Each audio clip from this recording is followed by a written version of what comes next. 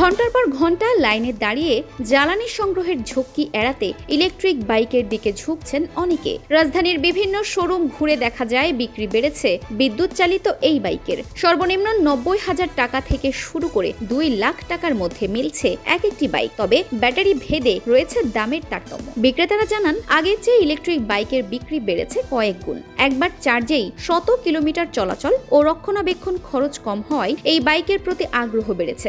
লাইনে দাঁড়ায় প্রতিদিন তেল নেওয়া তো কঠিন।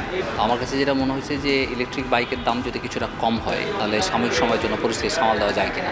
এখানে ডিলার সহ আর শোরুম সেল সহ 10-15টা সেল হয়েছে, এখন 25 থেকে 30টা সেল হচ্ছে। ভবিষ্যৎ অ্যাকচুয়ালি ইলেকট্রিক, তো আশা করি মানুষ ইলেকট্রিকের দিকেই ঝুঁকবে আরো বেশি করে। এদিকে ক্রেতারা জানান, জ্বালানি সংগ্রহের ভোগান্তি কবে নাগাদ কমবে তা নিশ্চিত নন তারা। ফলে বিকল্প হিসেবে ইলেকট্রিক বাইক কিনছেন তারা। অনেকে ইঞ্জিন চালিত মোটর সাইকেলের পাশাপাশি দ্বিতীয় বাহন হিসেবেও কিনছেন ইলেকট্রিক বাইক। লিটার 30 থেকে 40 লিটার যায়, আর ই বাইকে সেটা আপনার 1 থেকে 1.5 ইউনিট বিদ্যুৎ হয়ে যায়। তার মানে সেই হিসাব করলে আমাদের দেখতে পাচ্ছি 50 থেকে 70% বিদ্যুতের ব্যয় কমবে। জ্বালানির উৎসটা আমাকে অবশ্যই নবায়নযোগ্য জ্বালানি ভিত্তিক করা উচিত। অন্যদিকে ইলেকট্রিক বাইকের চাহিদা বৃদ্ধিকে ইতিবাচকভাবে দেখছেন বিশেষজ্ঞরা। তারা বলছেন, এই বাইকের ব্যবহার বাড়ার ফলে চাপ কমবে জ্বালানির ওপর, বিপরীতে বিদ্যুতের ওপর কিছুটা চাপ বাড়বে। ফলে সৌর বিদ্যুতের মাধ্যমে চার্জের ব্যবস্থা করা গেলে এর পুরোপুরি সুফল পাওয়া যাবে বলেও মত বিশেষজ্ঞদের।